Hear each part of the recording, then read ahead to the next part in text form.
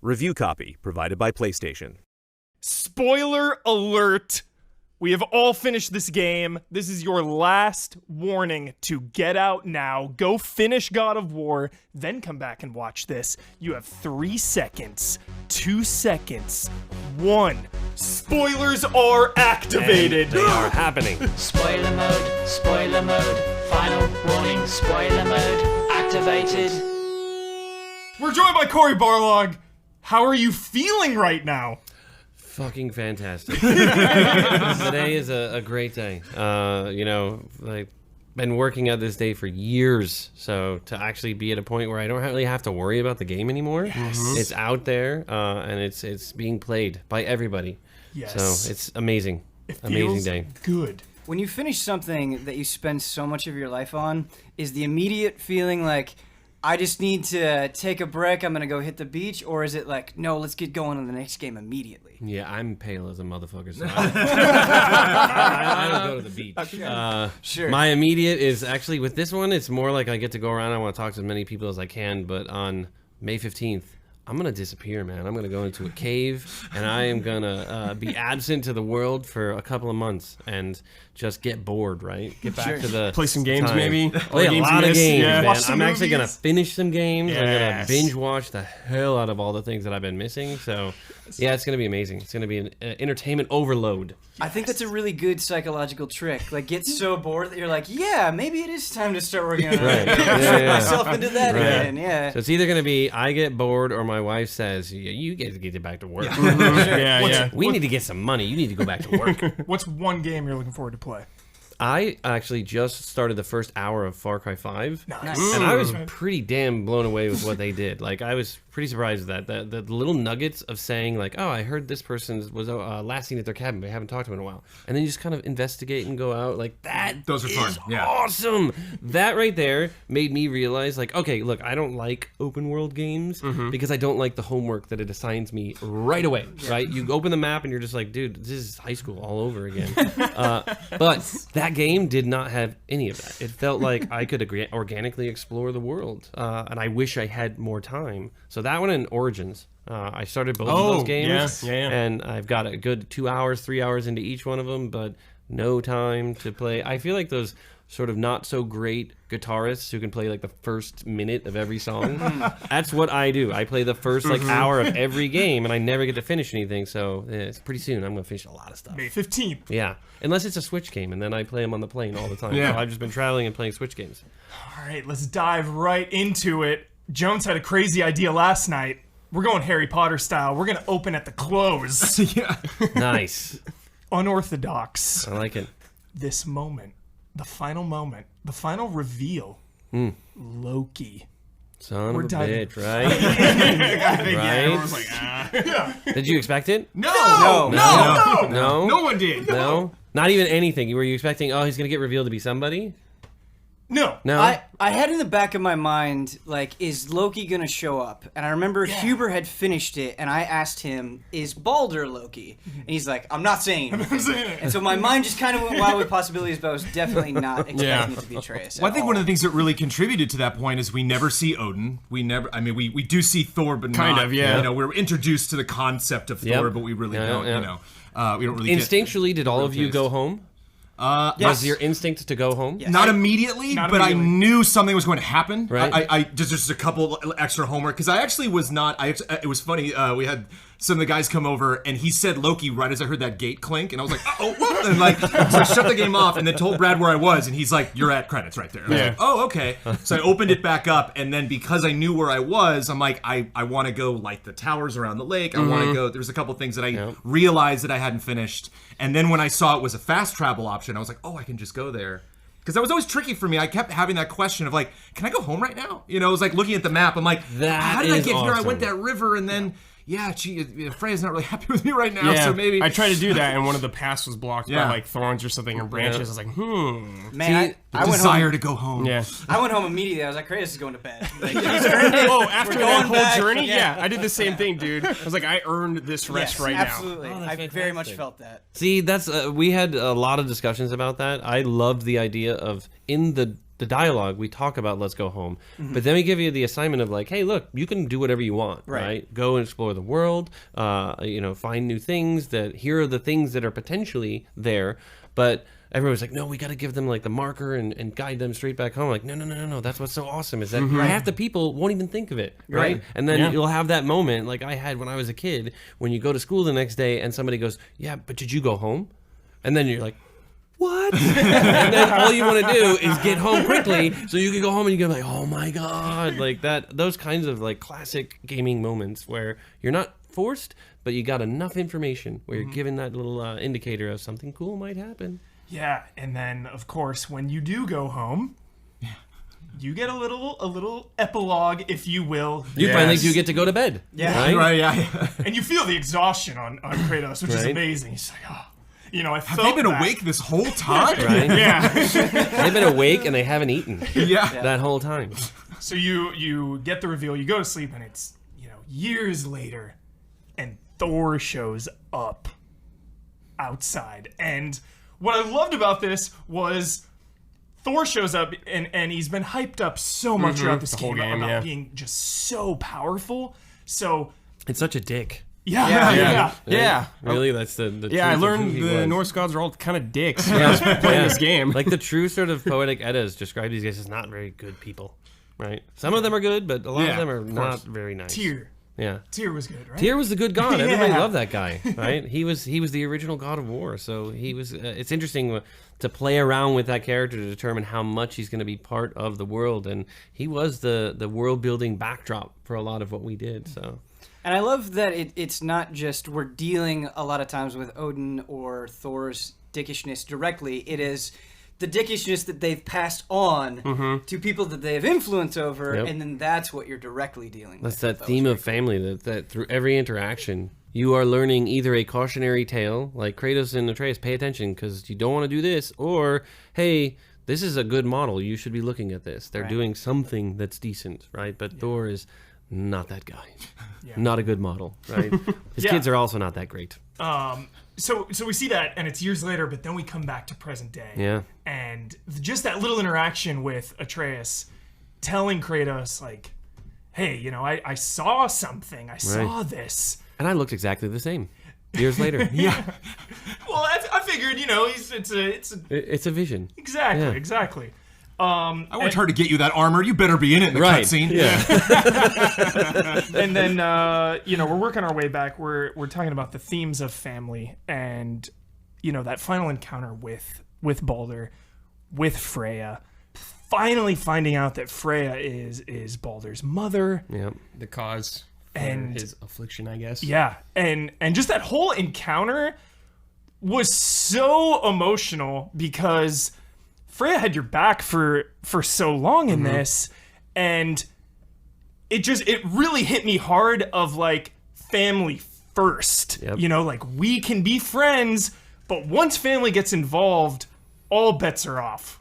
Yeah, and it's that like sort of unequivocal love that she has, which she's like, look, she's willing to die so that he can live, right? And it doesn't matter that what she did completely messed him up. She's not ready to process that, right? She's still dealing with the fact that Odin is a giant douche, right? And the things that he did to her, right? Because he's the psychological warrior, right? Odin is kind of this character that he's not about punching you in the face, right? He's about, the psychological manipulation of saying, we're going to get a divorce and I'm going to make your son choose me. Right? How messed up is that? Right? So that everybody has such weird tragedies going on in their life. And to me, I kind of always look at Freya as going into this origin story similar to Kratos's. So what you're experiencing in this game is the origins of this character that I see really growing throughout the genesis of this entire project. And it's a very interesting way because like what you were saying, that we went through a lot of crazy stuff in that final battle because so many people attached to Freya, loved working with Freya. She was such a great character. So to have that thing where it felt like she's an adversary and then kind of not understanding why she's making the choices that she is, that last line where Atreus says, I don't understand. Why would she let him kill her? That doesn't make any sense, right? And Kratos saying, it's her son. I would do the same for you. I want to talk about that because I thought Atreus was such a fascinating element of those scenes and of that entire conclusion. Not only having him question that and having Kratos have the answer, be like, makes perfect sense to me. Right. He says, well, you wouldn't do that for me, would you? He said, of course I would. Because you will never understand that. Like so many things that Atreus won't understand until you actually get to experience it for yourself. And to me, the most shocking thing was not. Freya turning against Kratos, but Freya turning against Atreus. Because it was she always was kind of like, all right, I'll deal with you, Kratos. Like I like the moment earlier where he tries to apologize and she's like, you know what, you don't need to. Doesn't necessarily mean I'm gonna forgive you for that. We just don't need to get into it because we're both gods. We understand what this is like. But she always had Atreus' back. She would always end any kind of mean thing she said to Kratos by turning to Atreus and be like, I like you. Right. I have hope for him because you're around. But then ultimately when she turned to just the both of them and said, you've crossed the line. That line where Atreus is like, will I see you again? As much or as little as you'd like. Yeah. It's just, I love you mentioned the boss fight and how to kind of implement that, and I want to commend you for how well you did it because of the fact that you're not directly fighting Freya. There's no like Freya huge health bar. Yeah, you're not like punching in the hack face. away at Freya. It's just kind of it's almost like through the design of the fight itself, you can feel Freya's hesitation. Where like the more you beat up Baldur, she's like, okay, well I have to step in and do this thing, but she's not constantly antagonize you. It's just like something that's kind of off to the side, and I think it really spoke to that communication really well. And another thing that I loved about Freya so much is I feel like kind of up until that point, up until that moment, she was sort of the example where she's like, hey, Kratos, you're not being honest. Yep. What are you doing? I'm going to be the guiding hand. And it seemed to me like one of the biggest themes of this game is there's always something for somebody. Like, there's always some button that if you push, a good person can turn bad and a bad person can turn good. Like, no matter what you've seen up to that point, like, there's that one thing that you can throw in the mix that can completely crumble them. And the most, like, shocking line of dialogue to me is the way Freya spoke to Kratos at the end. The utter contempt. Yeah. And it was seething, and you're like, Freya, you are nasty. Yeah. I can't believe that I'm thinking you're nasty, but you are super nasty. Danielle nailed that so hard.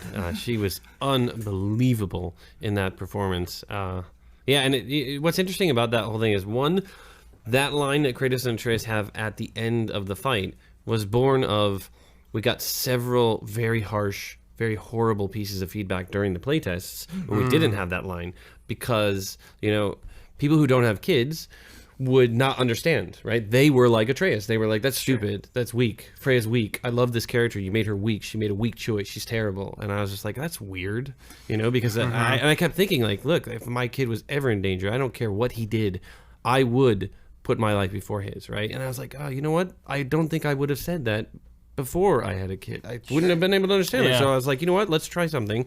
We wrote a quick line and then recorded it and put it in the playtests. Lo and behold, like everybody got it, and they were like, "Oh, I get it. You gave me permission to understand that now," because we basically had Atreus, the audience, sort of talk to that. And I thought, man, that is why we have playtests. That's why we have people play these things and then call us out when we take for granted, like, oh, of course this is the way that it is, but we're wrong so often, right? And it's like what you're saying, this idea of the line, the button. Everybody in this game and everybody in the world is flawed. We're all broken in some way. We're broken in to different degrees, right? That and we have that thing, that trigger that will push us, right? And when another person knows that trigger, it makes it even worse. And usually that person is the closest person to you, right? The person that you grown the closest to, they know exactly how to push your buttons, right? Yeah. And just again, like that scene, and then with Baldur, and when Baldur's about to attack and the battle begins, and Kratos is like, vengeance, you will find no peace. I know. Yeah. That line. And then of course, at the very end, when Kratos kills him, he says, the cycle ends here. We must be better than this. Call back to the beginning. Yes. It was just so many emotions on so many levels. I just absolutely love that part. it feels earned. So earned. If because he'd have said that in the beginning of the game, you'd have been Yeah. like, bullshit, right? But you get to the end, you see all the crap he had to go through and all the mistakes he made and the terrible advice he gave. But he was paying attention to all the people around him, right? To see when his son was an absolute menace, right? Before they met Boulder up at the top of the mountain, like, he was like, oh my God, I'm a terrible parent. Like, I have to reprimand him. I can't just be the cool dad who has a beer with him, right? Yeah. I think Kratos had more growth in this game as a character than every other God of War combined. Oh, wow, that's awesome. Was that something you guys like really wanted to focus on in this one? Yeah. Because I've heard complaints from people like, I don't like Kratos because he's just an angry dude kind of thing. Right. Like, me and Mike love that because it's awesome. Like, it's fun to have a character like that. But you guys were like, yeah, let's give him a little more humanity. Something. He's a dad. Like, he's a dad again. Right. But you appreciate the moments of that rage when you see that he's controlling it a little bit, right? Yeah. It's like the example I was using in the beginning of this was always the idea that we let him be the Hulk all the time, right? Mm-hmm. But the power of Ruffalo's line of saying the trick or the secret is, I'm angry all the time. There is so much just weight to that line when you realize the struggle that goes on inside of, the Hulk. And I think we were just leaning so far into rage and the unbridled sort of power fantasy, which is great. But man, as human beings, we connect and we appreciate so much more when there is that dynamic, when there is that sense of, it goes down to the blood. People say, oh, you lost your edge, there's not enough blood in the game. No, when there is blood in the game, it is way more fucked up, wasn't it? Yeah. It felt so much stronger, right? That moment when you're with Baldur and you're doing like the little leg lock, right? You leg locks him and then goes into the choke, like that right there, so powerful because we didn't soak you in blood the whole time prior to that. You appreciated in that moment. I think it's just a testament to the fact that we're just old now, right? And we sort of have learned a little bit. For a very split second, I thought you said Mark Ruffalo had voiced some Kratos lines. Like, that's how I said that line. I was like, all right, okay. I thought I did my homework on this, but I don't know. He would not return any of my emails. And what's remarkable, I think, is that I think you were the only person sitting at this desk right now that has children. None of us really have that raw emotional connection to this. But it was still deep.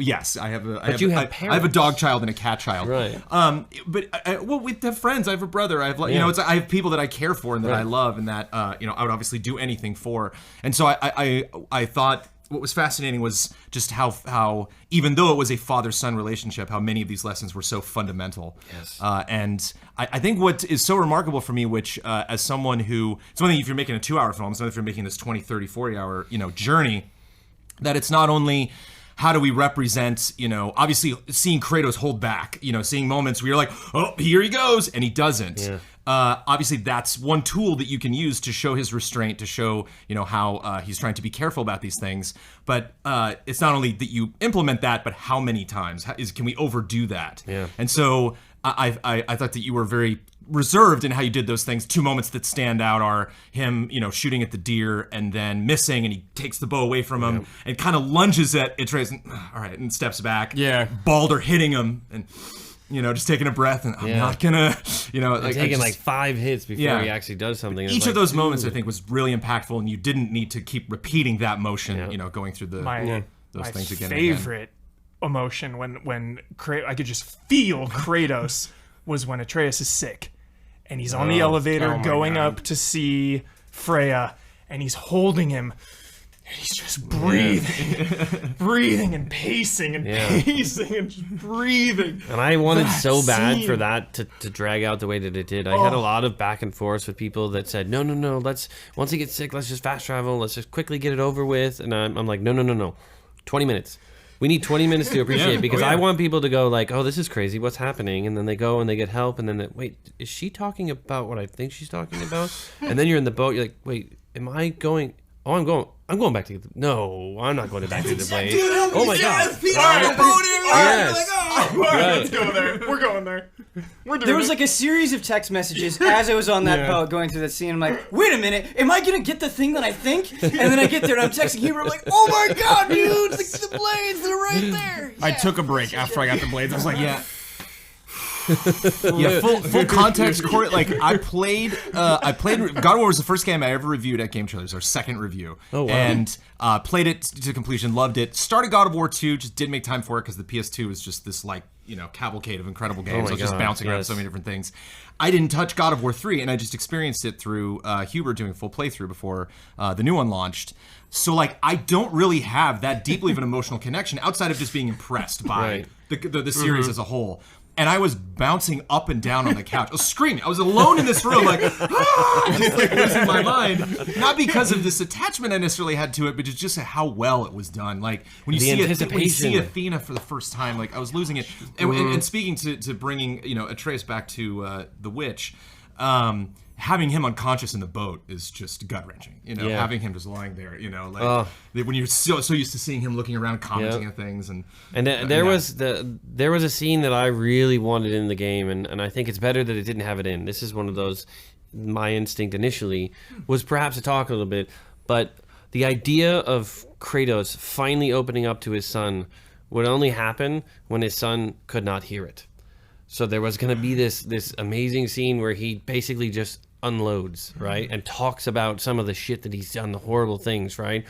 And I wrote a draft of it and a talk with the writers, and I think everybody had the same feeling of like, this would be cool, but I feel like it's too soon. Like even though he's there and he's unconscious, it's still too soon. He's not ready to kind of give all this about. And I think I was just so attached to the idea that that's the only time he would be honest. Is when he really has no audience, right? And we're the person peering in and hearing this sort of like unloading honesty.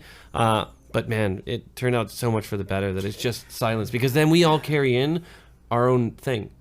Like Atreus becomes our own sort of replacement of what am I identifying with here? What from my past is actually speaking to this, and that silence lets you fill in and replace with your own thing. That moment in the beginning when he kills his first person. Then he's up on the ledge and he's just slowly walking, and you physically have to engage. And there's so many moments like that where you physically have to engage. Like even climbing, it's not just like, all right, mash up this wall. It's like you have to look at it and climb. I love all that stuff. But that break, like one of the writers had a great breakthrough on that final line too. So he had a couple of other lines of like egging him on, but it was that reverse psychology line. Okay, kid, we'll go home. Yeah. And that snaps him out, right? And it's like, fuck, man, I had that so many times with my dad. That sense of like, if I'm hesitating on something, it would be like, fine, okay, let's go home. And it's like, no, no, I'm okay. All right. And it just felt so real, like so good. I want to your instinct about the Kratos confession on the boat. That's so interesting to hear, because the thing that completely blindsided me the most about God of War is I was expecting this to feel like other games that went through a dramatic change, not that this was a reboot, but it was a dramatic change than what we'd seen in God of War in the past. And I think I was just conditioned where it's like, okay, there are two Kratoses. We have the new Kratos that we're going to be experiencing now. We have the old Kratos, and they're distinct in my mind. Extended universe Kratos. Right, and that happens. It's almost like so many creators are they try to go like, okay, we're going to make a clean start here. We're going to make new rules. Right. And that's not what happened in God of War so remarkably over and over again. It's like, no, this is about the past. We are not forgetting that stuff. We're not diminishing it. We're not talking down to it. We're valuing it, and we're finding like new ways to take this thing and make it even better. And I think that's what was most remarkable. And when Kratos does finally unload on his son, and he tells him like, hey son, this is me, this is what happened, he does it in the most Kratos way. Like at that point in the story, I'd been with Kratos and Atreus a long time, and I was like, okay, at some point he's gonna just come clean. What is that scene going to look like? Is it going to be like this long monologue? Is it going to be really sappy? But there's just this matter-of-fact, brutal, honest way that he does it, and it's just like, yes, like, pay attention. That's the most Kratos way to do it. And I feel like you didn't betray the character. I feel like there were so many times you could have done that non-Kratos thing, but it's like, how do we funnel these new emotions through this established character? And I think that's so awesome. That's awesome. I mean, everybody worked really hard to get that, so that's great to hear. Yeah. But I mean, at the beginning, that was a sort of defining principle, was the great drama is going to come from the fact that this is a character who ran away from his sins, who denied them, and who blamed other people for them. And this one we don't get any quarter. We don't get to pretend it didn't exist. We don't get to look away. We don't get to pretend that somebody else is responsible. We have to turn around and we have to fucking face it, right? Yeah. And I think that scene when he gets the blades is that, to me, the apex moment of this character to say, I get it. I'm a monster. Mm-hmm. But I'm not your monster anymore. Yeah, I am my own monster. You'll always be a monster, right? Yes. And it's like, don't deny it. Don't pretend it didn't exist. Don't pretend you're not a monster. You are a monster, but he is going to be his own monster, and that monster is eventually going to try to push towards being better. Mm-hmm. And it is his son that actually is the sort of driving force behind that. He's just not very good at saying that. Right? Was there strong impulses to not necessarily pull the wool over the eyes of the player, but like not only in the beginning storytelling of the game, but in the marketing and how you were announcing this and reintroducing this franchise to people, to be like, no, it's just Norse mythology. That's it. Right. There's nothing else. You know, so you got the axe and you're set. You should be happy with the axe. So like, good. Did you? Was that like part of the design document to like as much as we can kind of focus on this, that'll make it more rewarding when we do see Athena, we do get the blades, we do see Zeus, we do have these memories start coming back up. Yeah, absolutely. Like when we had the decision of like, all right, no cut camera, third person, player controlled, all of that said, all right, you're going to interact with this game differently, right? If we were to throw the camera in the way that it is now, and the first thing you had was the blades, your muscle memory would go right to square, triangle. Yep. And you'd be like, this game sucks. It doesn't feel very good because I have to keep bouncing back and forth between the camera control. So we knew, look, we have to have a new weapon to help define this new place, but also to kind of usher you in the right way. Mm-hmm. If you have everything that is foreign, you are more apt to accept, right? Except for, you see some people's comments before the game says, can I remap the controls to the original? And you totally can, but you'll have the same experience that most people had, which I think one of you talked about, where you did it for an hour and then you went back. Right? That you put it to the classic controls, and then you went back. And that is exactly what happened in every playtest. That they would all request the classic controls, and we said, cool, we'll put them in. And then everybody who switched to classic controls played for an hour and uttered the generally same phrase of, oh, I get my mistake. Right? And it's like... Oh, yeah. I mean, I think the new controls are way more superior, actually, for like feeling of the game and everything like that. I think it's, especially like with button movements, everything like that, it's easier to move around. I feel like more natural.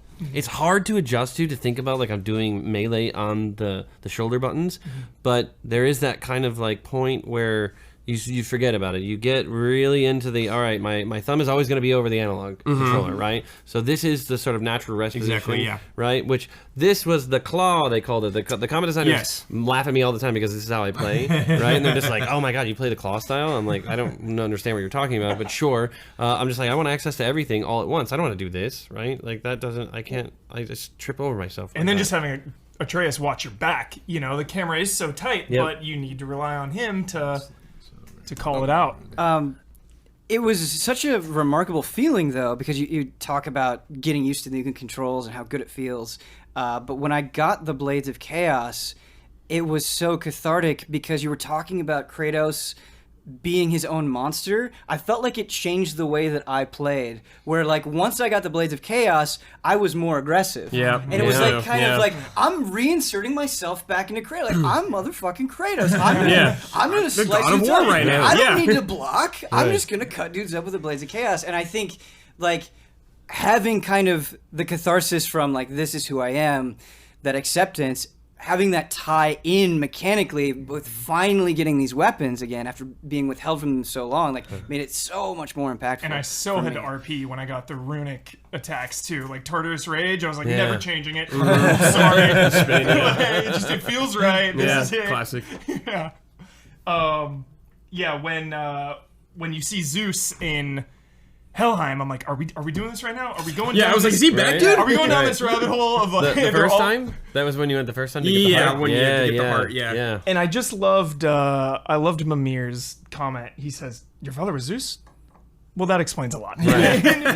And it's just these subtle lines, like Ben nailed it with just honoring the past and not shooing it under the rug, not doubling down on nostalgia. It was just, it all felt so earned. And that was one of the big moments for me. But what moved me throughout the entire experience was when these lines would happen. And I think, you deserve credit for the way that was implemented, but I think it's also kind of where we're at with this current gen and game development that you're seeing with games like Horizon and Last of Us and these games where they're like, we don't necessarily need to save all the most important story moments for cutscenes. Like, we can just have you climbing or pushing the oar in the water in the boat, or even in the middle of a fight, and somebody can say something incredibly relevant. Yeah. What really was a home run for me, and I can't believe you pulled off, was there were moments where Atreus was informing me of something that was important for me to know as a player, and still dropping a bomb with the story that blew my mind. One that knocked me out was, I think he does this about 5 or 6 times in the story, but Atreus reminds you,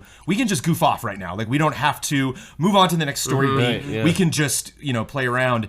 And it's right after you tell him he's a god and you get back out into the lake. And he said, we can do whatever we want. We're gods. Right. And I was like, thank you, game designers, for letting me know I don't have to do the next story beat, and also calm down, kid. And so that was just so impressive to me. Those moments of him saying something and me being like, "There's gameplay is happening right now, and story is happening right now, and not only are they both, working well together, but they need each other in this moment." And that was just very impressive. I also felt like it was working on multiple levels, because it's like, I feel bad, like, if moving on because I haven't seen anything, but I'm also letting down my son who just wants to go on an adventure. Like, you always feel guilty in a game when you just kind of crit path it, because you're like, oh, maybe I'm missing something really cool, but it's like, no, like, he's so excited. He doesn't get to do this ever. Yeah. We went back and forth on that thing a lot too, because it initially started out with our exploration team wanting us to drive the player out to exploration. They're like, look, nobody's exploring it. And I kind of had this battle with people a lot throughout the development of,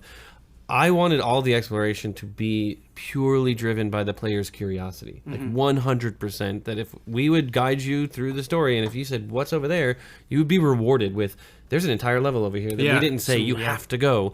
And we were trying to find that delicate balance of, okay, nothing meant we playtested a lot and nobody did anything. And I was like, oh, that's interesting. Like, people's curiosity is not there. And it's because they've been conditioned, I think, throughout gaming, that when you're getting driven there, if you have no other distractions that are obvious, right, you're not going to go towards that. So we were finding that balance of, okay, what is the right way for Atreus to tell you it's okay to do both of these things. It's okay to go on the critical path, but it's also okay to go explore. And I mean, there were times where the line we chose was, okay, well, he said the mom wanted to do this, and there's no way I wasn't going to do that because you're forcing me to do this, right? And I was like, oh, forcing.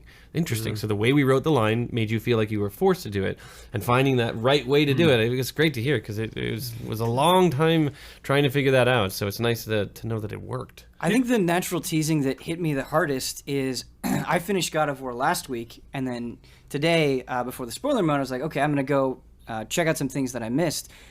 And having finished the game, I'm going through, and Mimir's telling me all this crazy stuff about the world that I hadn't heard before. I'm like, wait, how deep does this go? Like, if I play for another 10 hours, are they just going to keep talking? There's a lot of Mimir stories. Yeah, right. And so that thing made it feel so alive, and it's like, oh, this isn't over. These people still exist. They're still in this world. Maybe if I keep going, like, the Death Stranding baby's going to show up. Right. I don't know. What's going to happen? Norman Reedus is going to pop out of the water. Right. And, like, how do you know where to end, or how is that system working? I mean, I think I'm the worst person to ask, how do you know where to end? I'm terrible at ending things. It just keeps going. The end game with, like, Evaldi's temple, or Evaldi's workshop. Yes. And just going through that, and the way that ties into the other, like, Muspelheim. Sorry if I pronounce these. Muspelheim.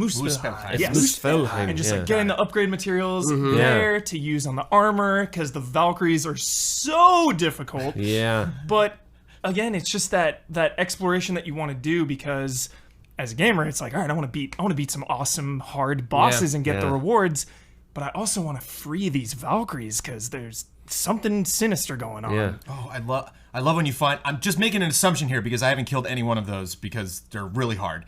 But you have the ring of the chairs. Do they return to them in some way? Like, when you kill one Valkyrie, there's like their chair light up. Yeah, no, that's why we're here, baby. That's spoiler. You beat them all, and then you place them all there, and then one portal opens up, and the Queen of the Valkyries comes. Couldn't beat it. I'm a casual. Could not beat her. But if I was to just kill one Valkyrie, I would like see evidence of that in that spot. Yeah, like maybe that. you'd be able to take kinda the helmet That's kind of back the, that's and kind set it of on the the chair. hint that I got. And but I love when you first get there, Kratos is like, "There's nothing here. Let's leave." Like there's literally no point for us to be here. And I didn't go home at first because I was like, I want to free the Valkyries because I have unfinished business. I want to free them all. And I tried beating her so many times. I was like, all right, I'll finally go home. And I'll do it's it. full on. Like you gotta use every technique to beat the Valkyries. Side note: have you played Red Dead Redemption? Yes. I got redemption vibes at the end there because you get an ending, but it's not the ending. Yeah. And you have to go to a specific spot on the map that we are pointing you toward, but not pulling you toward. It's that and a little bit of the ending of this game to me is my callback to Symphony of the Night. So when you go to Jotunheim and you come back out, to me that's the flip of the castle. To go like, hey, guess what? You probably only did half the game. Yeah. And maybe sometimes even less than half the game if you've gotten to this point. And that realization of like, oh, for me as a developer, it was what have I done? It's so big. But I think it's awesome as a player to kind of realize there's so much more. So at the workshop, there's 3 portal tears that you have to get the mist echoes for, and you unlock those. And Sindri is teasing something so sinister. He's like, you don't want to mess with that. And for the longest time, I honestly thought a Cyclops from the original God of War was going to pop out. I was like, we're dealing with portals here. Like, is something insane? Because he kept saying, oh, there's monsters up there. That didn't happen, of course, but just that whole endgame was so great because it was like, you beat the game, but you still have so much more to do. You mentioned the flip of the castle, and a feeling that I had that I thought was a very good feeling. A negative feeling interpreted in a positive way is I get out and they're talking about Ragnarok, and you see the environment change, and everybody's talking about it, and then you have the Thor thing, you have the tease, and it's like, there's so much coming. There's so much that they're directly referencing. I just want more right now. Like, I want to go experience that right now. And so when you're making this story, how do you know, like, okay, this is what we're going to tease, this is what we're going to accomplish in this game? Like, where does that divide come in? There's the initial sort of stakes in the ground that, to me, the end of this game is always the beginning of Fimbulwinter. The sort of long winter that precedes Ragnarok. And this was this kind of, nobody in the sort of Aesir pantheon believed Ragnarok was supposed to come now. In fact, nobody in any of the Norse gods' realms believed that Ragnarok should happen now, right? Time was kind of messed up for all of them. So Kratos' interaction, this is like the big concept of this game, that every other game, like every other God of War game, Kratos goes out to do something bad and inadvertently does something good, right? He releases hope to mankind. He removes predestination, right? The Sisters of Fate, right? He kind of destroys a very controlling polytheistic set of gods and frees mankind from this control, right? But he's always out doing something super selfish and just totally dickish, right? Yeah. And it's like, now he's going out to do something good, and of course, no good deed, right? Like, he's going out to do something, and he inadvertently begins, the sort of countdown to the end of the world, right? Yes. So it's like, when you come back, it's snowing all the time. I love how excited Mimir is for Ragnarok. Every time he brings it, he's like, oh, it's gonna be great. When you realize that Faye kind of was pulling the strings from she made you set out on this journey because you would get to Jotunheim and find the mural. How deep do you think her control was? I mean, she set all of this in motion. Well, I guess, the biggest part for me was the mural of Loki spitting out the serpent. And that, and it's just, there's so much to come.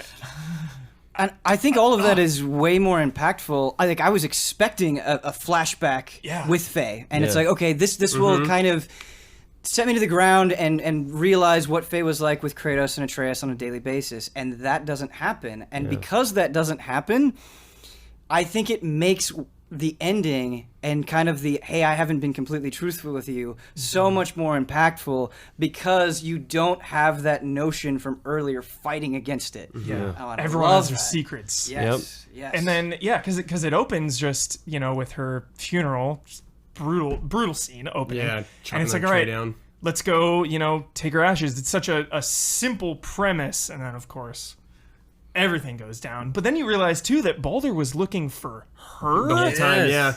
Mistaken identity. I love the whole thing was a that. mistaken identity. Yeah. And that's so cool. It's because you both are on your own, missions, so to speak, but you keep intersecting. Yeah. And that was just such a cool dynamic. It wasn't this... And her secrets were way deeper than Kratos, and he thought, "Oh, this is all about me, right?" It's that belief, but really, it's even deeper.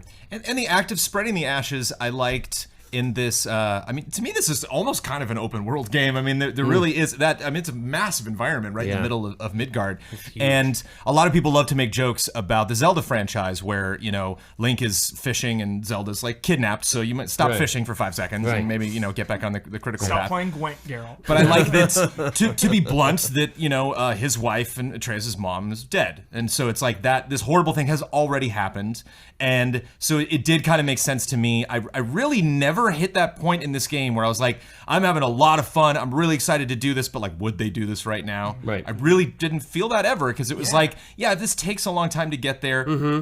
And I can imagine it can be frustrating as a player too, especially I think the one big moment is when you like finally, you're opening up the vault and then it's like, wait, do you smell that? And it's like, oh, of course he's getting it sick. Oh, of course I'm not gonna be able to. Well, you're right there so many times.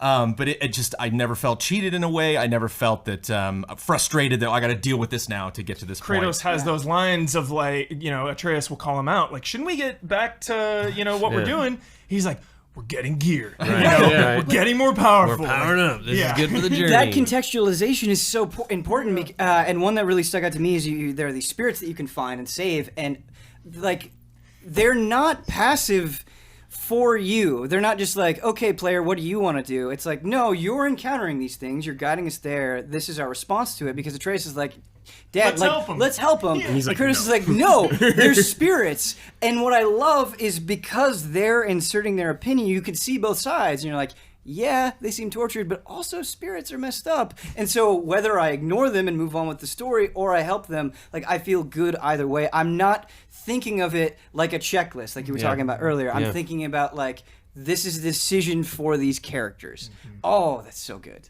Yeah. So good. Do you want me to spoil something for you? Yes. This is all about spoilers? Yes. All right, so in video games, say like in all video games really, we have a technique of communicating with the audience by changing the color or the material on certain objects to indicate this is where you need to go, i.e., bad examples would be perfect dark with the arrows on the ground. Mm-hmm. Good examples would be like yellow piping or like white paint or something like that, right? Mm-hmm.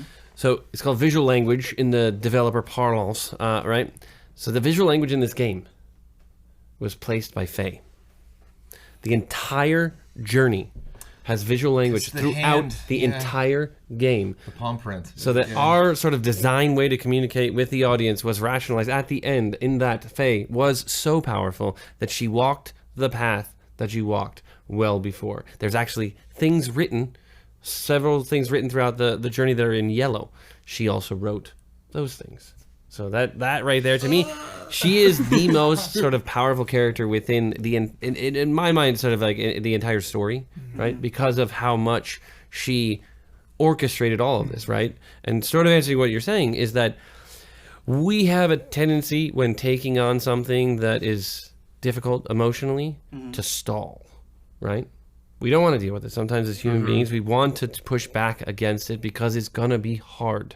Whether it's physically or emotionally hard, we push back on that.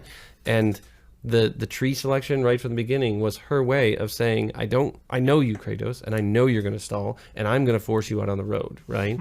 But even that same thing is on the road, the distractions will come, and sometimes it's Atreus that wants to be distracted, sometimes it's Kratos who wants to be distracted, and that is that natural ebb and flow of the emotional journey being difficult. And each one of them at select points wanting to say, I don't really want to deal with this right now. Maybe we'll just go off and do that and we can forget a little bit, not because we have any less respect for Mother, but maybe we want to forget just for a moment what really happened, right?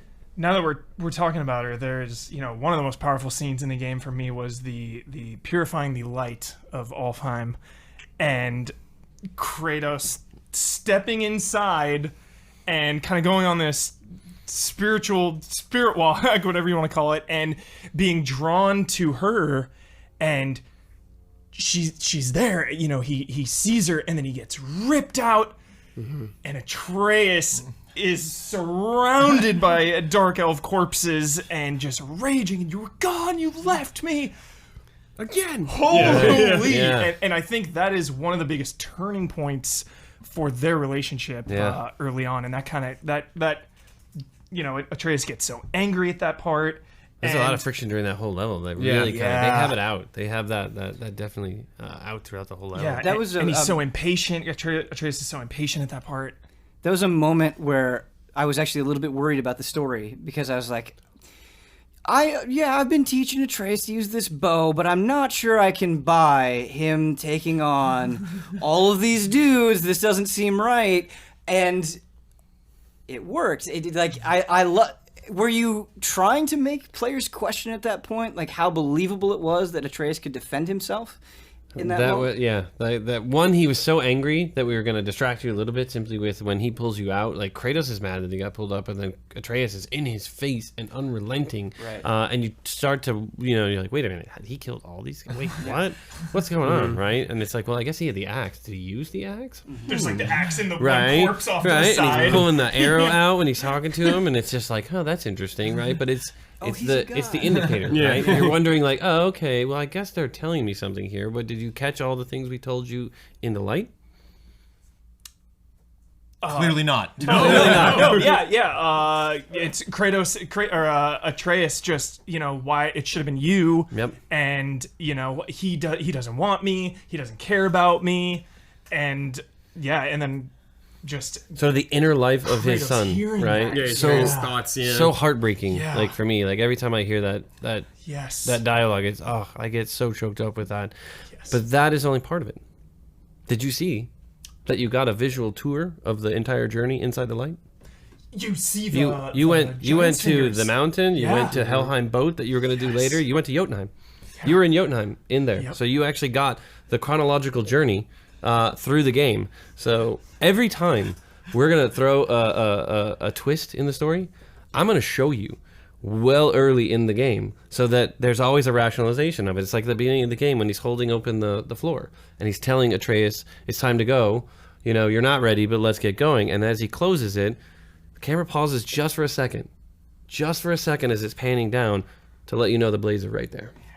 Showing you the blades right there. I was like, there. I called it. I was like, maybe not though. And then, you know, you play for a while, and it's like, they probably won't show up. Like, it's cool. Right. Yeah, maybe in the next one. Right. You sort of let it go, but it's like if you look back at it, and there's actually stuff, there are several things in that first level that tell you exactly everything you need to know through the whole story. If you pay attention, if you look around, right, there is so much in there that it's like, some of it where we're like, oh man, people are going to catch this, like, and it's going to give it away, but you're not even bothering to look for it. Right in the opening area, there's the vines that you use the blades to destroy. Yep. There's the Odin door right there. So you're messing with me right now. And a question that I have is, you're saying how all of this stuff is connected, how you're showing us. Yep. Is that something that when you're designing this game and you're going through it, you know it right away? Or is it like, I need to play through this game 15 times and then it's like, oh, wait, let's insert that there. Like, how do these things fall into place so they are Some of so them connected? come up with that, but some of them are just like, look, I know that we're going to twist in turn at several points. And it's important for me that when we do that, it never feels like if you were paying attention, you wouldn't catch it. It's just that we're going to head fake you so much that you're not going to think to pay attention to that. I mean, there's literally one in there that when you find out about it, I'm not going to spoil. I'm going to let you find that shit organically. You're going to be like, of course. Oh my God, seriously? And then there's another, like, couple of things that are just deep layer things that play into who Faye was and how she viewed both her relationship with Atreus and with Kratos. So if we just drop those on you right now, I was like, well, I know what that is. It's this. Would you be like, oh, shucks? Or would you say, great, I I'm happy that you really dug that deep into this, because you do seem kind of casual about these things. That I think I would say, spoil "Oh this shucks," I like experience. that. Yeah, you know what? I would totally commend you if you got it. Yeah. But I mean, not only that, it's the fact that Asgard is locked. You can see it right there on the map. I love that you can turn it to it, and it's like, no, very in clear text. Odin is blocking that. You will never the go mural here, at the right, end, yeah. like. What does it feel to know that like we kind of know what's going to happen, but just not how it's going to happen? I mean, obviously, Kratos is not. If Kratos has killed as many gods as he has, there will be an end to Kratos at some point. Is that what the mural told you? That's what it's teasing. The mural told me that what did the mural tell you? Loki is going to give birth to the world serpent. And then, Did it? I that what it said? I think so. I remember. So this is what you like. This is okay. I'm just I can't interpret if he's saying we're wrong or if he's just having a good old time. The mural had like the Egyptian like symbol for war. I think it had like different other locations also. Yeah. So That was like, on the triptych, right? Yeah. So I'm Yeah. like, maybe all the other gods from other regions will somehow get involved in this Ragnarok thing where I think it's going.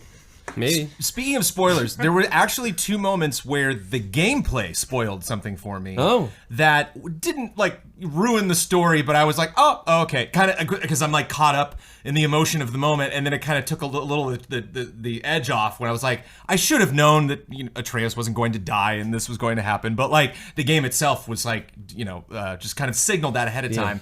And one was when you first get Mimir, when you cut off his head and you have to take the boat to go take him back, Atreus puts him in the boat next to him. And I was like, why did he? Oh. I'm like, I think Mimir's going to be hanging out on the boat with us. Oh, that's really good. Instead of him, Kratos just being like, whatever, I'll just keep him on my belt. Right. Why would I give him to Atreus? Yeah. That was a giant pain in the butt to get that working too. So that's a really good call out. None of us caught that. All of Mimir speaking. Every time I jumped and you just see Mimir's head like bobbling. It's got to be rough. He's like, behind you. I love what he says behind you. That's so great. Yeah. And the other was there is a red electricity. Got to shoot this with an arrow thing. In Helheim. Yep. So I'm like, oh, I hope Atreus is going to be okay. And then I saw that, and it's like, I think I'm coming back here with Atreus, or I'm going to get the chance to at some point. But I think at that point, thinking you're going to lose Atreus, I think it's a big leap. Super perceptive. Like to pick up on that and then make that connection. Wow, Kratos has used a bow in the past, though. Maybe he right. Yeah. That's true. You could say like, look, he carries the band. Yeah, I think it's a big leap, though, in the story to assume that, like, Atreus is going to die. We're just going to say goodbye to that character. Right. Dude, I was like, does he have more weapons from the past games in there, too? Is he going to bust out the gauntlets from 3 or something like that? But that is another thing, too, the fact that the Leviathan axe does take up a place in the HUD. That it is signified by the shape of the axe in that circle. Yep. And so a lot of people were questioning when we were cutting the review. A lot of people asked me when we posted the review, they're like, is that the only weapon? I'm like, I don't know. I just started playing the game.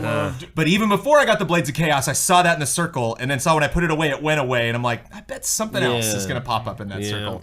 But there's no way to know for sure. But see, that's like, you guys are really looking deep into it then. Like most people would not even think at that layer of like, okay, this means that it's probably going to mean that. So that's good though. We're clearly missing other stuff, so I'm not proud. Yeah. I never beat that final Valkyrie. That's got to be something. It's got to be something. Yeah. There's still time. Yeah. I do want to talk about a really, really awesome boss fight with the dragon. The mountain, baby. First dragon. This scene. Jeez. Okay, so you're in this giant elevator and you're going up, and the dragon comes out, and just the way it's like clawing on the elevator and like biting, and then it flies away. I just loved this entire encounter. It was maybe my favorite fight in the game. Oh wow, that's awesome. I just loved it. I just wanted to bring it up. Yeah. Yeah, like some of the encounters I thought were really interesting designed, especially like where a wow moment for me when I was playing, like in the combat scenarios I was thinking about a lot, is when there's the dragon chained up the first time you see it, and you're fighting dudes, and he's like doing the electricity kind of thing. And I was like, this is an interesting way to switch up the gameplay, because I feel like you guys did that a lot instead of it kind of like in the older games. It was like, hey man, this door is kind of locked until you kill all these guys. You guys had some sort of other obstacle there, like there's the room with the spikes going, everything. You had to keep throwing the axe to keep it from crushing everyone. Yep. It's like, the ceiling coming down. Yeah. And dragons, like when we first started talking about those, I was like, I want an enemy that you don't fight. right? Yeah. And it's like, hey, you're actually going to do something good, right? But in typical fashion, who knows what that's going to manifest as, right? Especially These are God the of War, things that yeah. it's like, hey, you're going to go through and you're going to free these 3 dragons. They're very specific dragons. Yeah. And maybe later in the future of these games, they might come back. And will you regret that you did that? I don't know, man. That's what's so cool about it, is that you place all these things and who knows what's going to come back.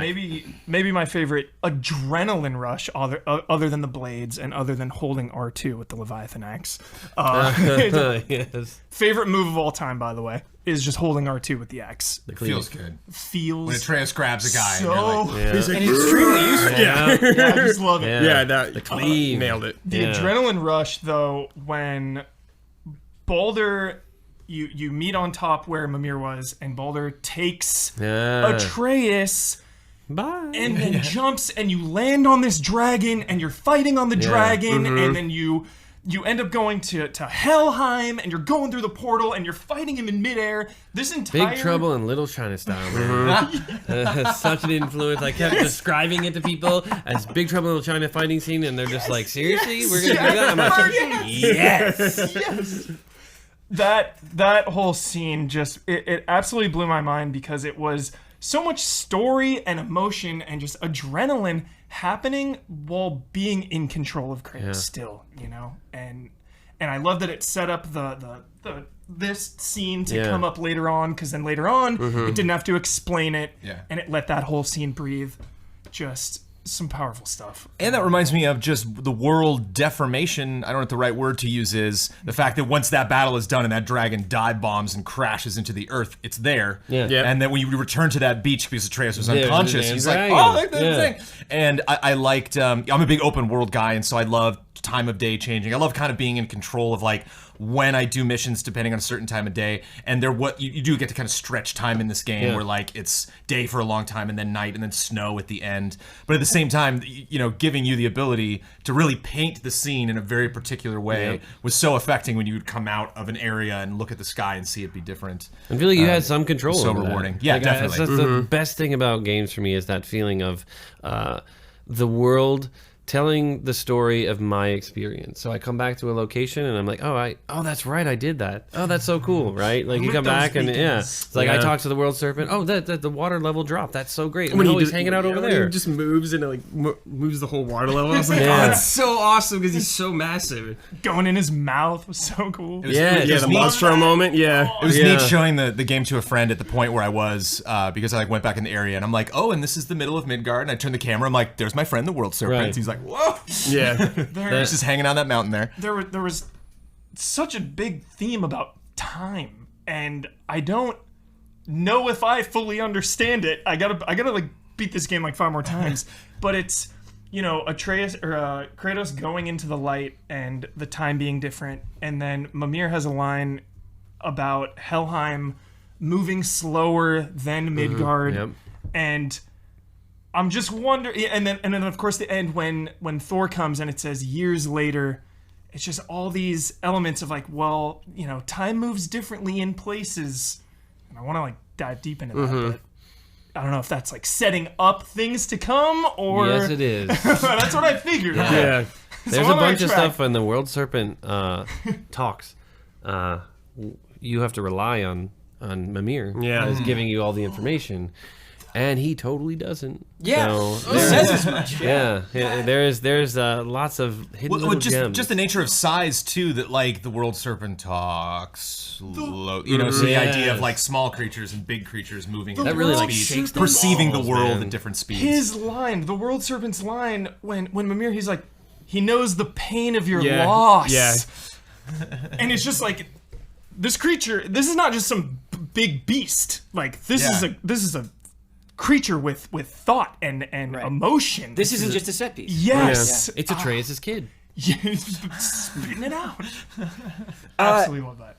You kind of mentioned all of these things that you're hinting at, like, oh yeah, that might be setting up stuff in the future. Where, you know, with one of the beauties and maybe one of the tragedies of having a game that is a lot about setup, do you ever worry that it's like, okay, we're kind of hinting at all those things. How are we actually going to make that happen? Oh no. You That's don't all- worry about that at all. So much of it has worked out already. Okay. When I was working on the structure of this one, to get this one to work right, I had to think about everything that was going to happen after this, right? And it was in the time away from Santa Monica, I actually was working over at LucasArts for a little bit and got to read through that TV show that George Lucas was working on and see that they wrote like 50 episodes before they ever even approached the studio to do the thing.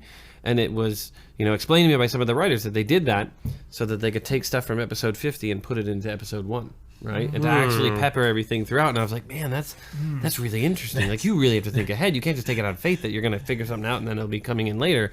So I was like, all right, now, and I approached everything that I worked on after that to really say, like, when I'm mapping out the world, I'm going to map out the world. Right. There's a really sad moment if you watch the director's commentary on Firefly, where they're like walking through a big city and there's a billboard in the background, and one of the people points out, they're like, oh, there's that company that. Yeah, that was going to be season 2. Oh. Anyway.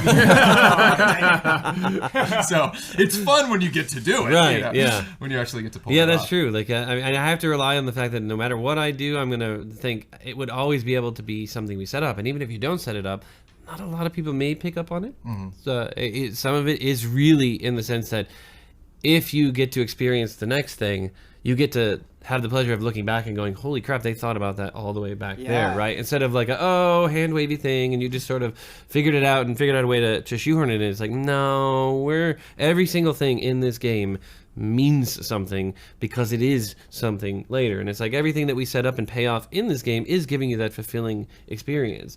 But it also has that sense of, but what does that mean? What does that mean? Why did they do that? Like, that's what I want is for people to keep asking. I know you probably know this answer, but I'm going to ask Huber. Okay. Is Atreus mentioned, not Atreus his son, but Atreus the soldier he named him after, is he mentioned in the God of War series before this? I don't remember, but I bet it is. No. Okay. No. And speaking of picking the right moment to where you're going to introduce things to the player, was that always at the ending? Him, when they finally do the deed and they, spread the ashes and then kind of making their way back down the mountain, and he says, "Oh, by the way, that's comparing the name Atreus to Loki." Right. He says, "I like the name Atreus better." Right. And he tells his story, and I love the ending where he's like, "You finally told a good story." When did you know that you were going to reveal who Atreus was, why he named him at the end? Well, I wrote when I figured out who we were going to name after, because there was a lot of uncertainty pre-E3 2016 of he didn't have a name, and he didn't have a name because I couldn't figure out something that worked. And I kept talking to the writers and saying, like, look, he cannot be named after a hero, a god, or anything like that. Like, that's not what Atreus or what Kratos would do, right? He would not want any kind of connection. He wouldn't name him Deimos. Like, a lot of people go, oh, let's name him Deimos. I'm like, no, there's a lot of pain. That's emotionally charged. He wouldn't do that. He wouldn't want to have to keep saying that name, right? And there would be some interesting motivation that he kept calling him Boy, right? And that's because he named him Deimos, right? At the end. Ooh. Yes, head. I love that. But it kind of, I wrote a story and then kind of sent it to the writers that ended up becoming what this story was, and just kind of said, I think there's this really cool idea of a character like Kratos acknowledging happiness and hope in somebody else and actually admiring it, right? But not really knowing how himself to experience any of that stuff. And I thought that I think is going to be the lineage of who he would be connecting with. But we didn't know when we were going to tell this story. It took a while to figure out the right moment. And even the Loki thing was not initially part of the story, right? That it was, Matt and Rich, the two writers on the game, kind of came into my office at one point and just gave me the quick 2-sentence pitch that was literally those lines of like, they kept getting my name wrong on the mural. They kept calling me Loki, and like literally how Matt pitched it was exactly how it went in the game, and I was just like, it was just like time stopped and like music started playing, and I was like, you're so like stars were bursting out of his head. I was like, that's just great. We have to so much to do with this. Really quick, also the personal connection to Atreus as a soldier, as a man, and not a god. Yeah, and that.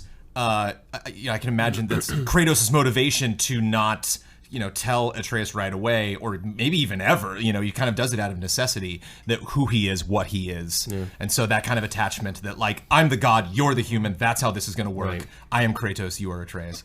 And even though that's positive, he doesn't want to talk about his past. Yeah. Right? Yeah. So he doesn't even want to tell that story just because it is something. And it's like that whole ending sets up what was underneath the surface and not necessarily part of the sort of core story, which is identity.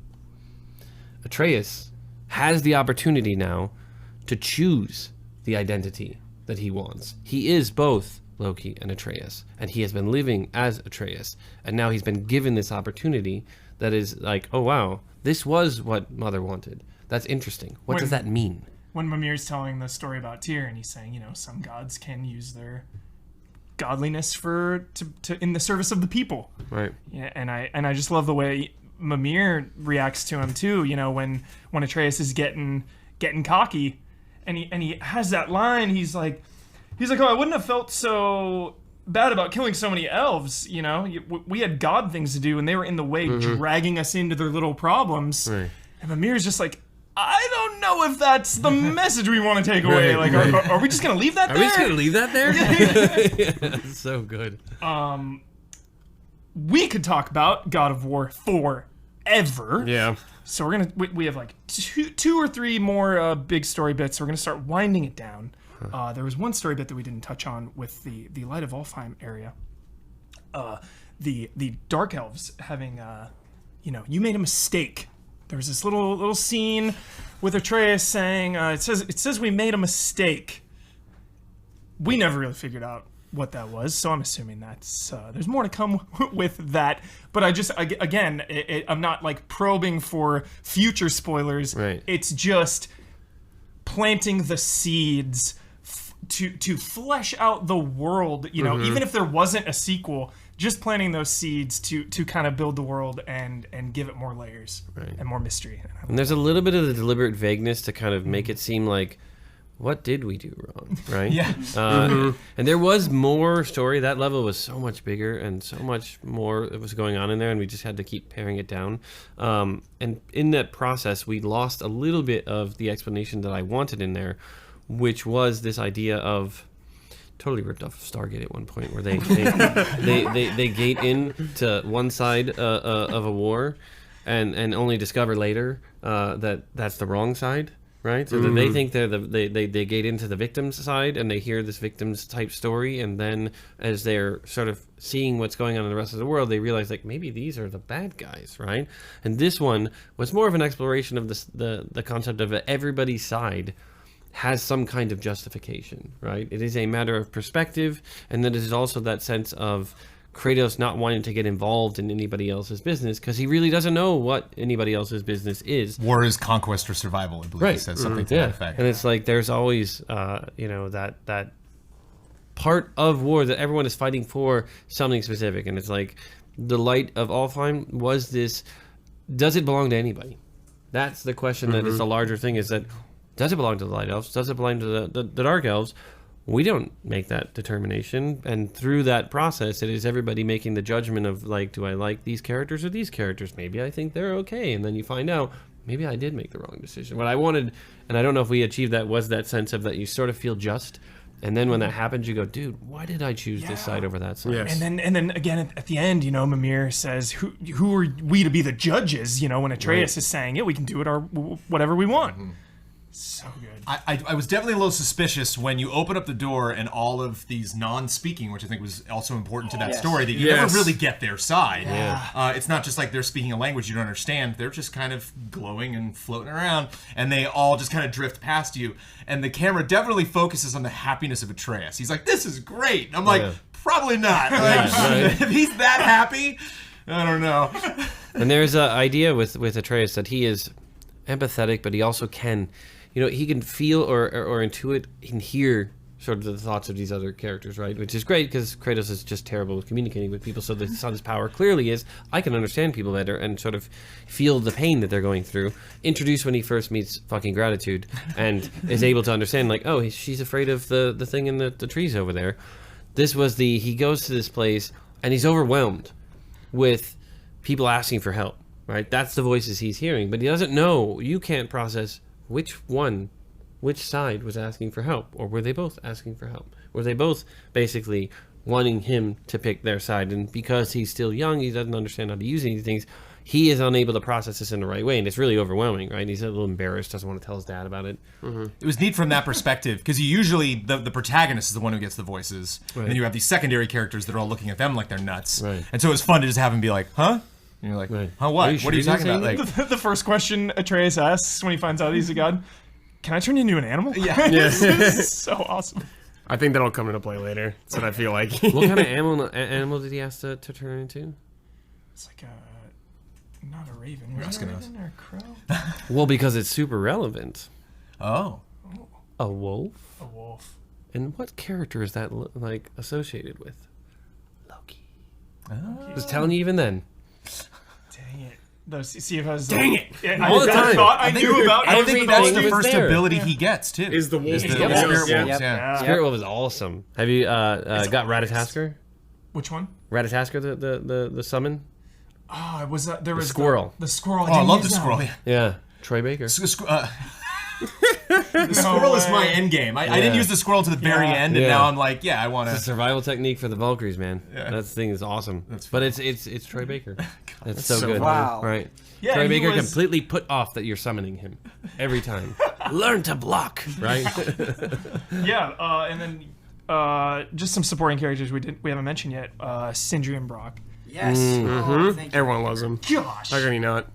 their constant bickering about what each of them has done to your axe. Like, you let him touch this. Right. Like, oh, let me fix this. Just the way that's paced out, and Atreus always trying to kind of bridge that gap and try to get them back on the same page. It was a bright light and a hopeful story amidst the darkness, if you will. Not to sound all poetic, but every time they showed up, it was. But it's interesting because that story was born in darkness, right? It's modeled after, the sort of Oppenheimer, Niels Bohr concept of Project Trinity, right? They created the worst weapon in humanity. Yeah. They altered the balance of power for all humanity forever, right? And that is Mjolnir. Mjolnir is the atomic bomb of that world, and Leviathan was their attempt to try to balance the scales, right? And they're lighthearted, they're humorous, and they poke at each other, but really they hate themselves for what they did, and they want to keep doing what Kratos did his whole life, blame the other person, right? And they're giving Kratos and Atreus this opportunity to learn from that. And how they knew Faye too, and we learned little bits Yeah. about her through them. Yeah. I thought was so great. Yeah, There's they're a- wonderful. There's a question that's been eating at me since I finished the game. And listening to you talk, it makes me even more curious because it seems like you have this huge roadmap of everything you want to do. You know what's going to happen with these characters. You know where they're going to go. But from our perspective, from the audience perspective, I don't know exactly what Thor is going to look like. I don't know what he's going to sound like. But because there's this space, I don't know when the sequel is coming. Right, like I'm kind of just filling him in my mind. Yeah. It's sort of like you read the book and then 10 years later you see the movie Yep. kind of adaptation. There's not going to be that much time, but is there any concern at all that now that we have this buildup and there's going to be some distance between when we actually kind of show your hand there, that there might be a disconnect where it's like, oh man, I didn't expect Atreus to go this way, or I didn't expect Thor to sound like that. Is that a concern for you? It's always a concern, I think, when you have any distance between each story.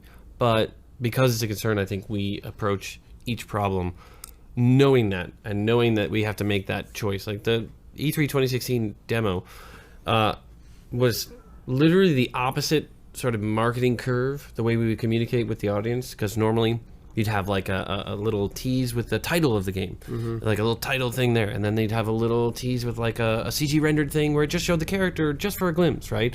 And then you'd show a little bit of an extended gameplay trailer and then full gameplay, right? Right. And we just flipped that because we needed to get out and communicate with people immediately. We needed to get all of the message out. So we needed 9 minutes of uninterrupted gameplay so everybody would see, okay, this is what's happening. They can judge it, they can freak out, they can do whatever they're going to do, but they're not speculating, right? They're seeing everything. And then they can speculate about all the other stuff. And I think it's a similar thing when you take on that, okay, who these characters are going to be might not be exactly who you imagine. So perhaps the first time you're going to see them, it's going to be a very strong strong sort of showing to ensure, right? It's that moment at the beginning of Iron Man 2, right? Where Don Cheadle comes up and just says, "I'm here, deal with it. Move on," right? And it's that line in the moment, but also a little nod to the audience that says, "Let's get over it, let's move on. Let's not talk about this the whole movie," right? And I think it's that same thing. It's like finding the right way to kind of introduce people. Who would you put as Thor? Who's in your mind?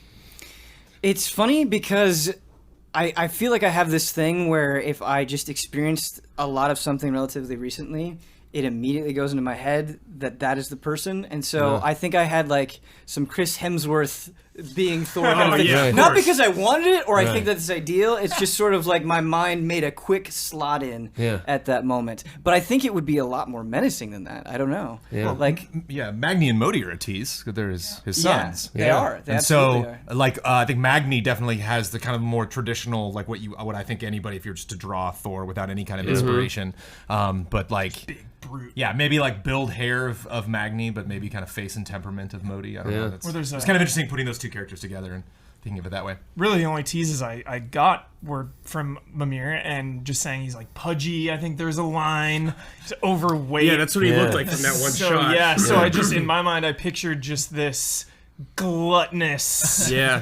overweight bully. Yeah, I kind of thought of like his body type kind of reminded me of what I thought of like Hades was in the other God of Wars. Just a little more like overweight but like still muscular kind of thing. I love the design of him. Yeah, He he's shows up wonderful. Like, I mean, without Hades has like spikes going through him and shit, but like and it's just this old West vibe, you know. He shows up like a gunslinger at the the front end, door, just flashing Mjolnir. Right, I think the confidence of that landing and the Mjolnir look, I was like, all right, we're not messing around Yeah. here. Like, Kratos- he could mess up Kratos. Yeah, like does Kratos ever run? Like, he run maybe? Like, that would be interesting to see Kratos run from a away. fight. Yeah. Right? You talk about the speculation though, and there was so much speculation after that initial reveal. Like, Yes. and you get so many people that are like, okay, this is exactly what this game is. It's exactly like The Last of Us. This is every emotional beat they're gonna do. And it's like, I couldn't have predicted the Blades of Chaos scene or how you would approach this character. And, you know, I'm sure just from overwhelming volume, you have to be aware of that on some level. Like, how do you steel yourself, like, not wanting to pivot to all of the speculation and staying true and knowing that, like, no, we're doing the right thing. Like, we let's stick to our vision. Yeah, that honestly is a question at the core of being a director, I think. Like that, and it's years of being beat up that gets you to that point. Because I think God of War 2 was harder. If I was in the era of God of War 1, I probably would not have had the sort of strength to continue on past that. But it's like with this one, it meant so much that I think this was the first sort of jump off the cliff and say, I'm going to believe very strongly in every sort of piece of this vision, right? And that I am open, as I leap off that cliff, for somebody to give me an idea that is going to make it better. But an idea that says, I don't like that, you need to just change it, like, that doesn't, no. I know what I wanted out of this. I know, like, I had pitched the ending of the game every time I was doing the pitch in that same sense of, like, Kratos yelling out into the sort of storm, you know, who are you? And then just the response is just a fur to flick over, and all you see is a glint on a hammer, and you're just like, right? And it's like, scared. yes, right? So it's like, I knew we had something with that, but, you know, when we put E3 2016 out, it was a lot of hashtag not my God of War, you know? Yeah. A lot of, like, this is just The Last of Us, and it's like, it bummed me out that people would use that pejoratively, because Last of Us is utterly brilliant. It is an absolutely just a masterpiece of a game, and I know they weren't saying it in a good way, which was like, I was like, oh cool, that's great, and it's like, actually initially I was thinking it was a compliment, and then my wife's like, actually that's not a compliment, I think they're insulting you, and I'm like, that's messed up, because it's a great game, how could they be insulting me with it, because they're trying to say it's piss off. Like I think and it's fear, right? That's born out of fear of, like, you're changing something that is so much a part of me, right? And the only thing I could do was try to continually communicate and express to people, it is a part of me too. Right. I am one of the two dads of this character, right? Like Jaffe and I feel like we are the fathers of this character, and there is absolutely no part of me that wishes to destroy this character, to destroy this world. It is the legacy that I sort of pass on, right?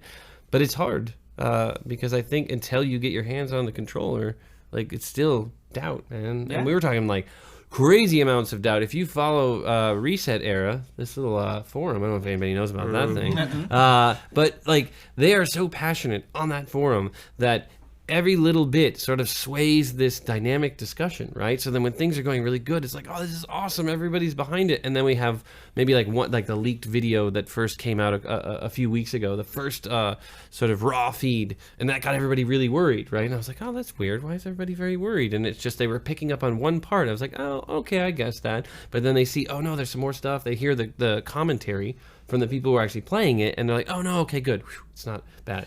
And I just think everyone's so invested, everyone's so excited that even though we don't want to be that person, we're kind of waiting for something to fail or going, we just can't believe that it'll be good. Right. So we're just like, okay, any sign of potentially failure, I'm going to go right to that. Because clearly it's got to be a failure, right? And getting that reassurance, right? The Star Wars movie reboot, JJ kind of continued a communication with the audience for years, right? That began with, we are going to do another Star Wars movie, and went to these little announcements of like the number of pages in the script was a freaking announcement, right? And like, hey, we're going to do a release date announcement, and we're going to, this is the thing he did for the charity, where he did that one video where he was talking about some charity, and then behind him puppets were moving, and it's like, oh, that's their way of announcing they're going to do live action, like physical practical puppets. That's awesome, right? And he just kept communicating with people to let them know, like, look, I am a fan just like you,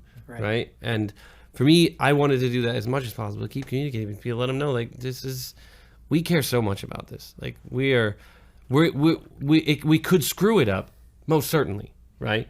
But we would not destroy it with intent, right? I felt the passion But the entire time. in a way, though, hearing you say that is so fascinating, because for me personally, I think the doubt was an essential part of it. Yeah. Not that I had doubt, like, oh, this game is going to suck. It wasn't like that. It's just, I don't really know what this is going to be. And I think there's just some natural hesitation anytime you make a big change. Like speculative doubt. Yeah, right? speculative It's doubt. more You just don't know for sure. Yeah. But you guys, I've seen some games in recent times get out there, and it's almost like this intense insecurity of like, no, guys, this is for the fans, where this is every single thing that we're doing together. We're going to make sure that you love it.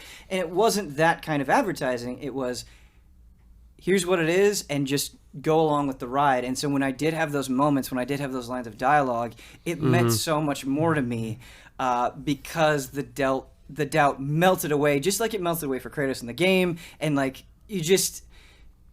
sometimes it just feels good to have a game that you do doubt. Like, you don't want everything to be beaten into you all the time. And I feel like you trusted the audience that, like, they'll get it. We don't need to beat it into their heads. They'll eventually get it. Their doubt makes us work harder too. Yeah. I mean, that's good. It keeps us honest. Like, to me, I go on Reset all the time, because it keeps me sort of honest to say, like, oh wow, people are worried about this. That's interesting. I never have thought about that. Right? I wish somebody would have been worried about subtitle size on Reset, because that nobody commented on that in any of our playtests. Like, we never got a comment, and then it was just like people talking about it. I was like, oh, that's okay. I can see that. I don't have a fair comparison because I have a projection screen at home, so my screen is very large, right? So I'm just like, oh, the subtitles are fine for me, but I'm not a very good sample size. Right. So yeah, I think that the doubt in a certain amount feeds us to be better.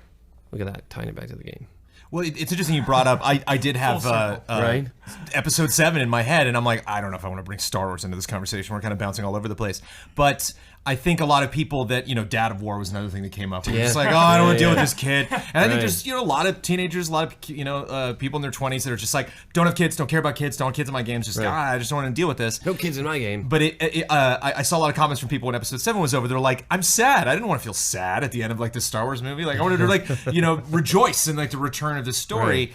And a lot of people were defending it by saying, if you follow any story for long enough, it's not going to get better necessarily. Right. It's not going to necessarily get to a point where it's just always sunshine and rainbows. Right. And it's like, if you want us to return to this character, if you want us to explore new things with Kratos, we have to bring in other characters that are important to him. We have to, just any time it would come up where he's like, oh, have you killed gods before? Like, oh, did you have a family before? And you're like, how do I even begin to explain this?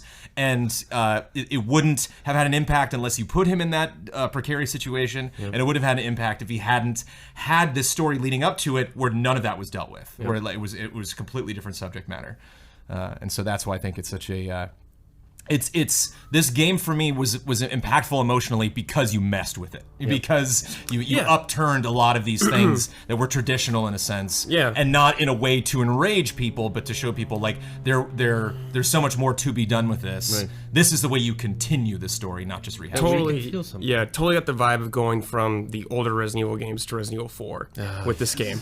Yes, that's like the leap I felt. No more umbrella. Yeah. Honestly, like that was a huge influence. Like that came out while we were in the middle of 2, I think in the beginning of 2. And it was so formative, I think, for me, as seeing, wow, these guys can really mess with it. And then while we were making this game, 7 came out, and I kept looking at it's like the Resident Evil franchise is like the Beastie Boys of games, man. It's like every freaking album, it's like a punk album, it's a techno album, like they're all over the place, and they're so brave, right? And I think it is a great example for every creative out there to see that, even if it seems like people are not gonna support it, I think a lot of people want to take that leap with you, right? They're scared and they're gonna speak up about it because that's all they can do. And I don't mean that in a negative way. I mean it's like that's their communication, that is their voice, and we listen to that voice. But sometimes that voice has to, okay, you gotta trust us, right? Like you gotta trust us, and maybe sometimes we haven't earned that trust. I hope at this point that we have earned that trust, so that when we try to take any risks in the future, people will be like, all right.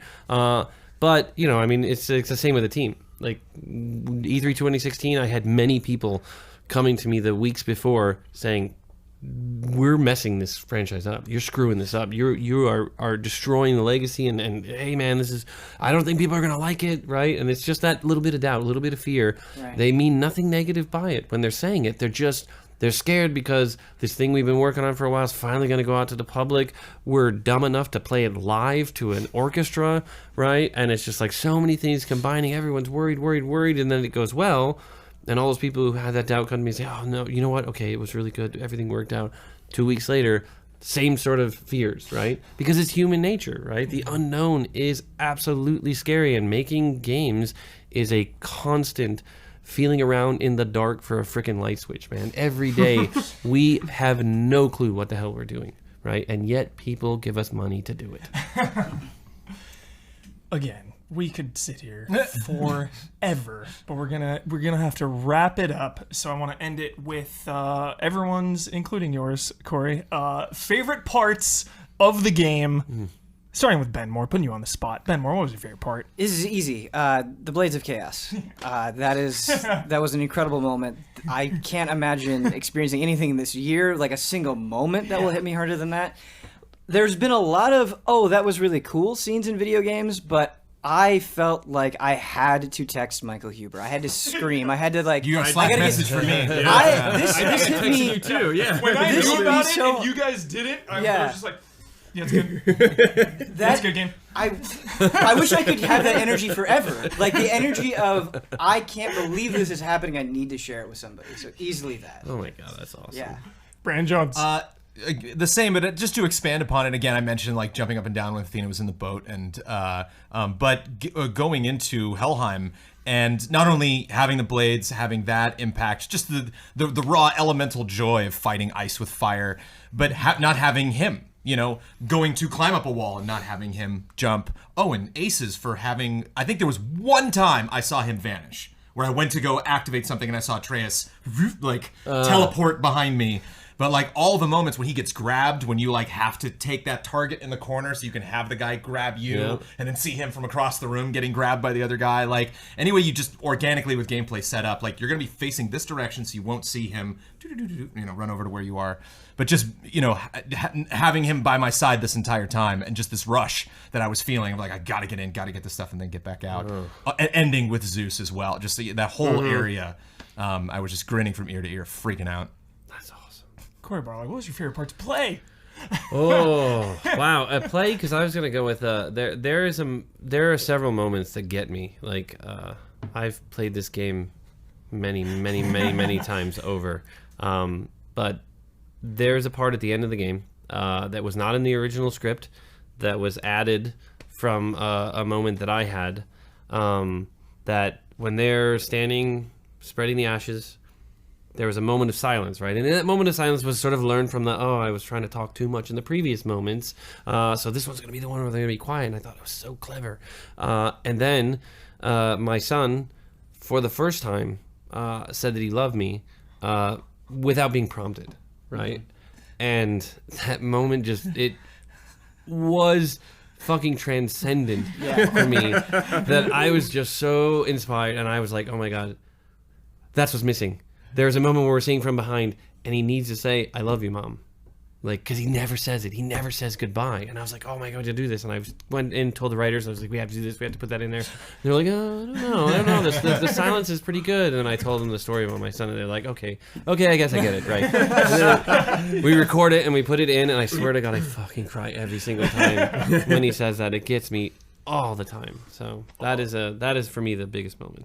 That's amazing. I feel like that was so touching that now retroactively that is my favorite part. And it never would have been before. Yeah. I was gonna say too when Kratos lets him hold the ashes too. Yes. Oh, that is so good. The whole time, can I hold it? Many moments. The only footage I ever saw of this game was the E3 2016 thing. So when I got to the lake and I realized it was kind of like you can just kind of explore, I was like, holy shit. I was like, I thought this was going to be like your more traditional God of War going through little areas and whatever. Then when I realized like this game is huge, the scope was so much bigger than I thought. The first moment I went on a side quest, I was like, okay, let's see how this is. Like kind of just having this dismissive view of side quests where it's like, I'm going to go and I'm going to do this little task and I'm going to be done. It's like, wait, no, this is its own place. There's dialogue about this place specifically. This matters. This feels important. Oh. That was a very nice moment as well. Yeah. How about the talking ring side quest? Did you do that? No. Yes, I did that. Yeah. From the that was really good. That's payoff too, dude. There's more to see. Yeah. There's more to see. Oh, it's really good. You're gonna love that one. Oh, dude, sorry. When you read the ogre too for the first time, where you were controlling him just like the old, I was like, oh yes. The first one that comes in and Kratos is just like.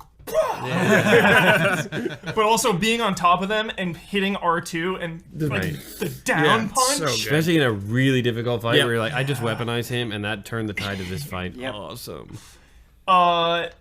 Doing my first charged R2 attack with the Leviathan axe. And getting the kill with it too. And getting the kill, like chopping them like in half. And then also realizing when they're on the ground and you do it, you can cut them in half that way, and you like kick the rest of it. I never thought I'd love something more than Bloodborne's Kirkhammer or Doom's shotgun. Oh wow! But I think the Leviathan axe. And as an editor, working on a review, having no context for the game, and then receiving just this boatload of footage, and then going through it all, it's always really fascinating for me. I can feel the joy. Like I can just by watching the gameplay, it's like I can feel him. Discovering all these things. Let me try it on him. Oh, I missed. Let me try it again. It's throwing great. it and just catching it back has got to be one of the most. Just the doors. Yeah. Like, that felt good. Just knocking that door open. Puzzles really scare me in video games. Yeah. Me too. I get so nervous. I get stuck. I get frustrated if I'm on it for too long. And God of War is the franchise. And speaking of Resident Evil and God of War are the franchises that are just have the perfect puzzles in terms of difficulty. I always have to kind of survey it, pause, figure it out for a second, oh, that doesn't really work. Okay, try. Okay, that works. And I just love that. It just feels so good.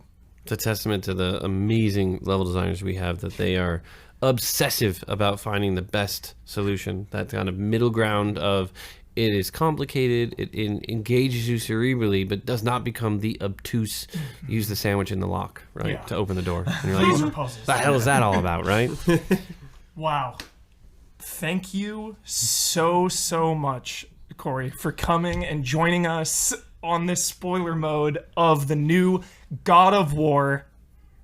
I have nothing else to say. I have something to say. What do you guys say, Jones? This show will soon be Patreon exclusive. Yes. You're watching a very special episode, obviously, for having Corey here, but this will be free to everybody. We just announced this will be a new tier that we have passed if we start the month of May, and we are still above 42K. We will be producing at least one spoiler mode a month. That if you are a patron of Easy Allies, patreon.com/Easy Allies, that will be an exclusive show for you, $1 and above patrons. You can check out these wonderful spoiler modes. If only we could convince Corey to come to every single one. Right? So, Infinity War, Corey, what I thought about Iron Man. Yeah, you brought up Iron Man 2, If I so can we're finish already, Far Cry there. 5, we'll do that. Great. Thank you so much again. Thank you for having me. This was awesome. I love it. Cool. Thanks for watching, everyone.